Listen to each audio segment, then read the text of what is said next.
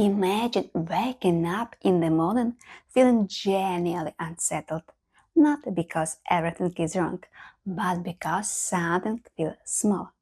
Like you meant to know more, see more, be more. If your moon is the ninth house, you know exactly what I'm talking about.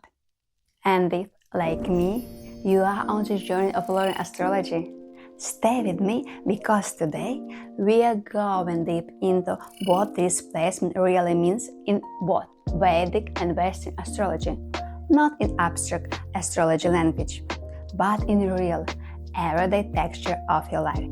It's way more fun on Talks by the Stars.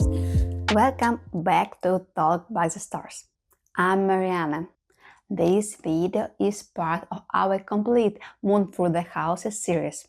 We go house by house, exploring where your moon lives and what it's truly asking of you. Now, if you're not sure where's your moon in your birth chart, you can find out right on my website. The link is below. Alright, let's go.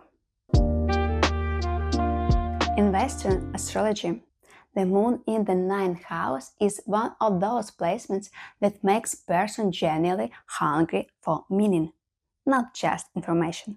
The ninth house rules philosophy, higher learning, travel, foreign cultures, and spiritual belief. But what do the results of the moon in the ninth house look like in real life? It looks like you're the person who needs something to look forward to. A trip you are planning, a book you are in the middle of, a course you just signed up for. Without that sense of, I'm going somewhere, emotionally, you can feel flat, even a little low. The soul needs movement. Here's something I find fascinating. Even people with this placement who didn't travel much as children say they dream about it constantly. There was always a sense that the world was bigger than their neighborhood. And speaking of home, this placement is deeply connected to your mother or your earliest caregiver. Your mother may connect it to another culture, another religion, or simply had a way of making the world feel wide rather than narrow. She gave you that lens, and you've carried it ever since. In your day-to-day life, the moon in the ninth house effects show up like this. Your ideal rest isn't sitting still. It's reading something that stretches your thinking. A fascinating podcast, a documentary, a book that asks big questions. You don't try on routine foods or routine environments. You need variety, new cuisines, new conversation, new walks. Your sleep space matter more than you might realize.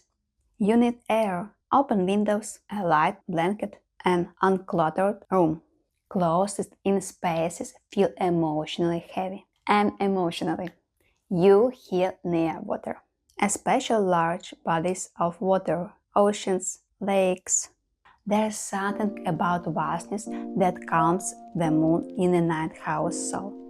And remember, if the moon lives in your ninth house, it means you feel most alive when you are growing. But if you ever look at a chart in the Vedic astrology, also called Jyotish, you may have noticed your moon moved. There is a reason for this shift. I have full video explaining exactly why two systems calculating position differently. I leave link right here. It explains everything in detail. But here are the simple questions. When you switch systems, what happens to your moon? For most people who have moon in the ninth house in the Western astrology, when you shift to Vedic astrology, your moon lands in the 10th house.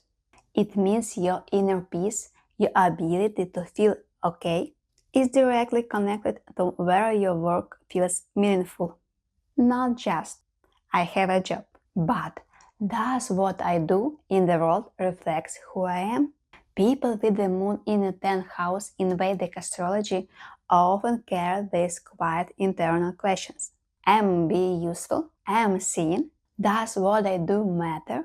When the answer is yes, they are calm, warm, generous, and incredibly effective. When the answer is no, when they feel unseen, undervalued, or stuck in the work that means nothing, their mood is affected quickly. This isn't weakness and isn't vanity. This is Moon being honest about what it needs. Here's what the classic Vedic text saying about this placement. Success through work that helps others. Involvement in community, popularity and recognition, not for its own sake, but as natural byproduct of doing something real. There's also something beautiful about this moon in leadership. People with moon in 10th house in Vedic astrology are not called an authority of leaders. They lead with warmth. They listen. They remember that the people around them have feelings. And that is exactly why others follow them. One more thing worth naming. The moon changes quickly. And for people with moon in the 10th house, their career path can mirror that changeability. Different jobs, different direction, unexpected turns. Classical astrology said this is completely normal for this placement. The path is not supposed to be a straight line, and that is okay. Now, the exception, and this one is important. Some of you will look at both Western chart and your Vedic chart and find your moon in the 9th house in both systems. This happens when your moon is placed in the later degrees on Sun in Western astrology. What does this mean? It means you carry the full depth of moon in the 9th house in both traditions.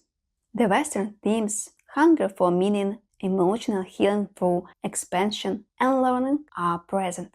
And in Vedic astrology, the 9th house, called the Dharma Bhava, is considered one of the most spiritual fortunate houses in the entire chart. It governs wisdom, spiritual practice, dharma, and the blessing of your teachers and your ancestors. This is what the moon in the 9th house in Vedic astrology really looks and feels like in everyday life.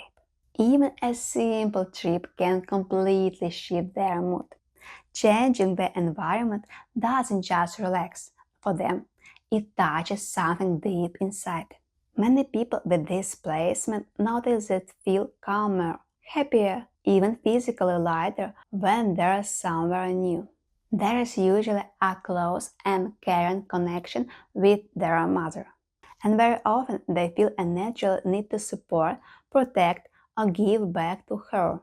In Jyotish, this moon is linked with good education, quiet respect from others, and a general love for teachers, mentors, and wise people.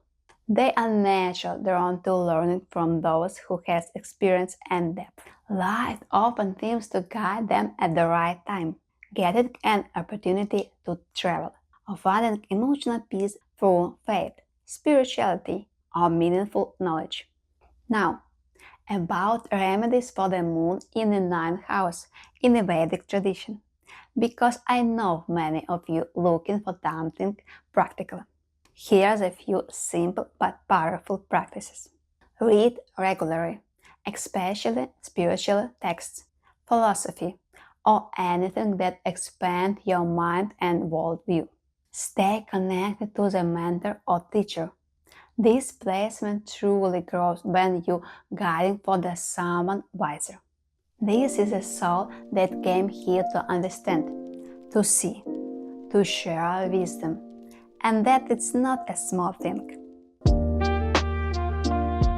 If this video is resonated with you, if you recognize yourself in these words, I would love to hear from you in the comments. Tell me, does your moon land in the 9th, the 10th, or both? I read every single one. This is part of our ongoing Moon through the Houses series. Every placement has its own story, and I hope you find you here. Follow Talk by the Stars, and let's keep growing together. It's way more fun on Talks by the Stars.